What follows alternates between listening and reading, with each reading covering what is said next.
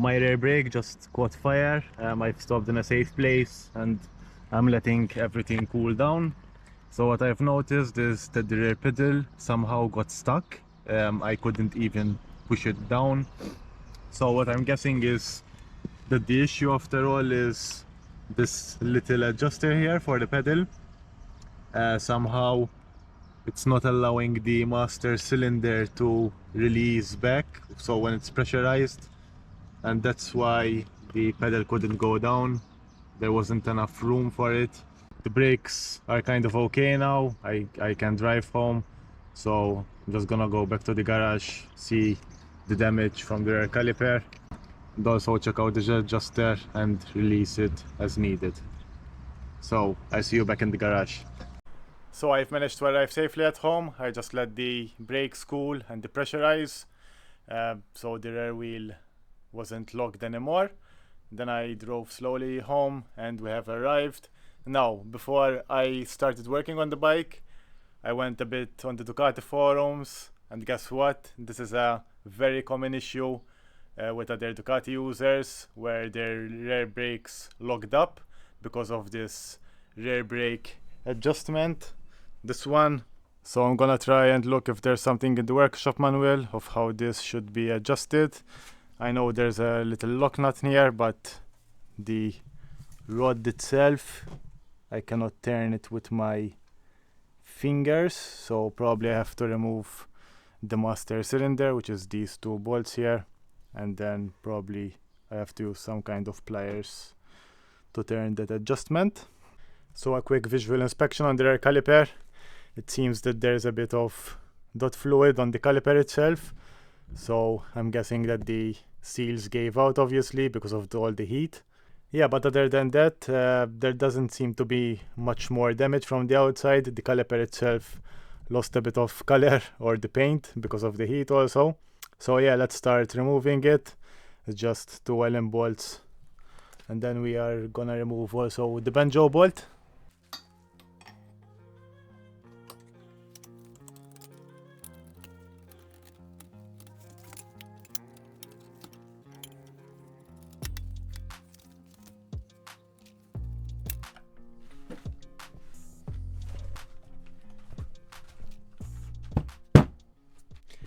So brake caliper has been removed and we can see its actual condition now.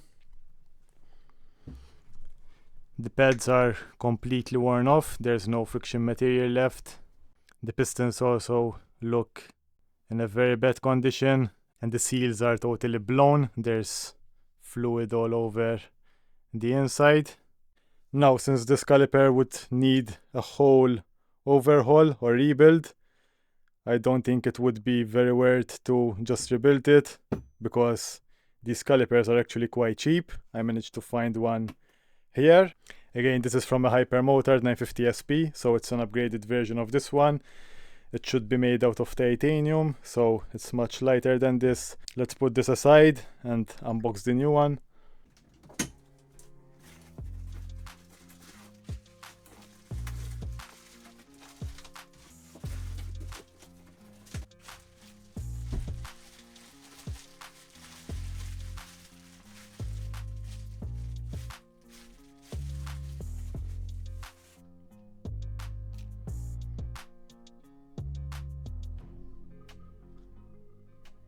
So let's check a bit if there's any differences between them and if we're gonna have any fitment issues. So at first look, they look exactly the same. Obviously just the color is different, but I can see that the bolt holes, they're exactly the same and size. Even the banjo hole and the bleed nipple. Now let's turn them a bit. Yeah, they look like exactly the same. Obviously we've got the pads included. The pads on the new one, they look barely used, or if used at all, which is really good sign because we don't need to buy new pads. The pistons look also quite good. There's no rust at all, and honestly it looks brand new. There doesn't seem to be any signs of wear on this caliper. so I guess we made a good deal. I've bought this for around €70 and I made sure that it's fully built, like it has all the accessories and also the pads included, so I don't need to spend any more money on this. It's just a straight replacement of the old one. So now that we've seen both calipers, let's go ahead and start installing the new one. Make sure we also have 2 new copper washers for the banjo bolt.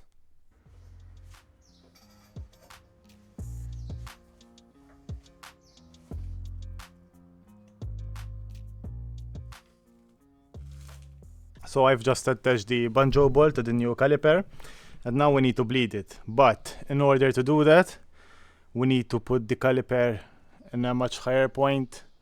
Don't try to bleed it in its original position on the underside, because it will not work. I've tried that before and it just keeps bleeding, but the air will not go out whatsoever.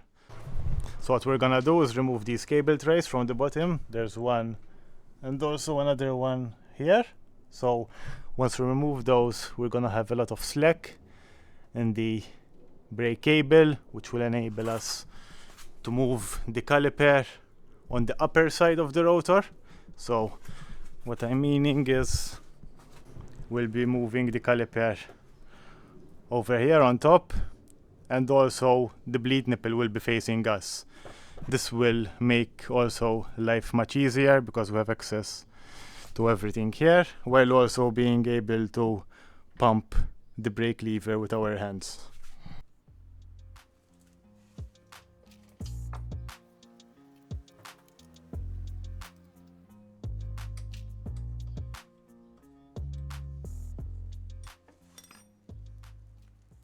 As you can see, lots of extra play in the cable. I've managed to pull out all the caliper on the other side in front of the wheel. Now what I'm gonna do is put it between the spokes here in the upper part.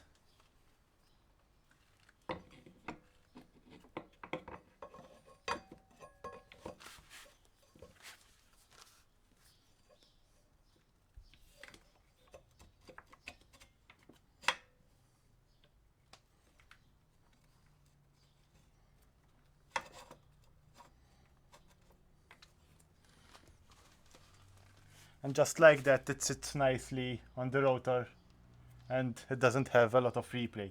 Just as an extra step, you can grab an Allen bolt and push it through the bolt holes and into a hole into the rotor itself, so we make sure that the caliper doesn't move. So just by doing this, we have the bleed nipple sitting in the highest part of the braking system, so the air bubbles can escape freely now, and also we can easily use the brake lever with our hand while we're watching and adjusting the bleed nipple. So for this job I also recommend one of these. It's a one-way valve, so you don't have to open, pressurize and close the bleed nipple all the time. You can just keep on pressing the brake pump and the air doesn't get back into the system. So yeah, these are very cheap. You can find them on eBay, and I recommend that you use one of these. So now I'm just gonna bleed it. So I'm attaching the one-way valve to the bleed nipple. Just pump the brake lever. Always top up the brake fluid. Don't let it ever run empty because air will get in. And that should be it. This also applies to a lot of Ducatis, especially the ones with the single-sided swing arm. To properly bleed it, you always have to put the caliper on the upper side so the air bubbles can go out.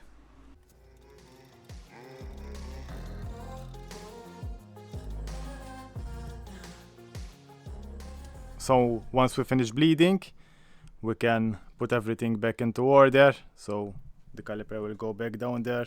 Also pass the cable as it was before in the cable under trace, under the swing arm, and that should be it.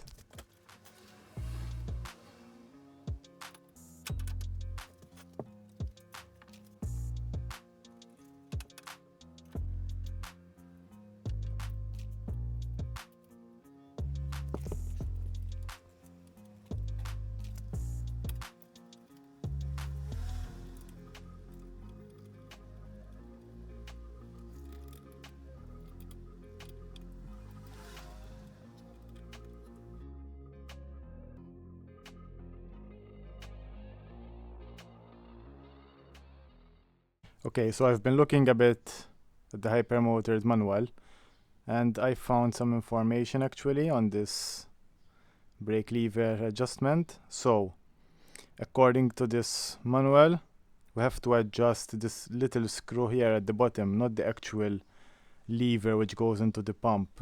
So let me show you. So it should be this one right here at the bottom. Let me zoom in. Yeah, this one. We're gonna start adjusting from here, and if that doesn't make it right, we'll go to the lever which goes into the pump. So we're gonna grab a 10mm socket.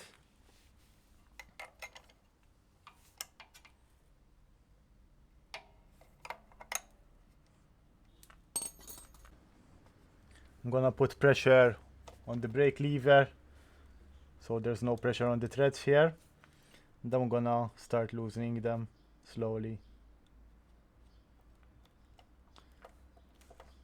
And I can already see immediate effects, like the brake pedal is much looser now, so that is pretty good. So I've got the brake blade properly and installed the new caliper also, which looks pretty nice. Again, it's from a Hypermotard 950 SP, and it fits perfectly on the Hypermotard 801. It's basically the same, just it's made out of titanium, so it's much lighter. We've also adjusted the brake lever adjustment, specifically this one right here at the bottom. Now if you need any more adjustment, you will also need to undo this lock nut and adjust this rod here.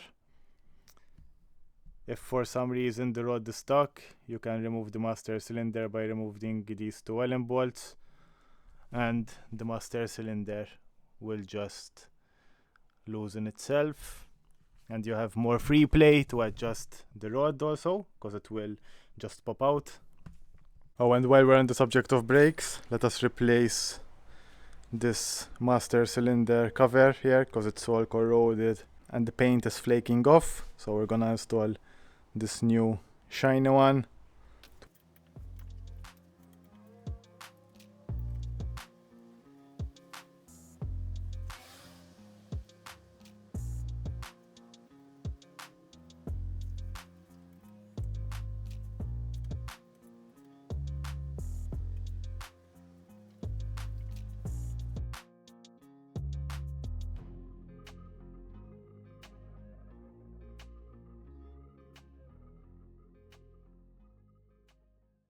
So yeah guys, if you have a Ducati and your rear brakes are binding, as mine did, and eventually caught fire, this is your solution. You have to adjust the brake lever, as it will get stuck and keep on pushing the brake pads when it pressurizes, because there is very tight clearance between the rod and the master cylinder, so it keeps on pressing it.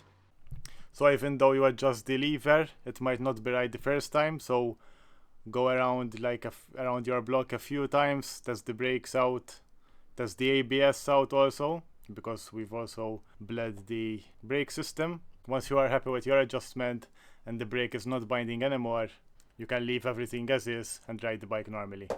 That is all for this video. Thanks guys for watching. I hope this has helped you, and I hope your Ducati hasn't caught fire as mine did, and I will see you in the next one. See ya.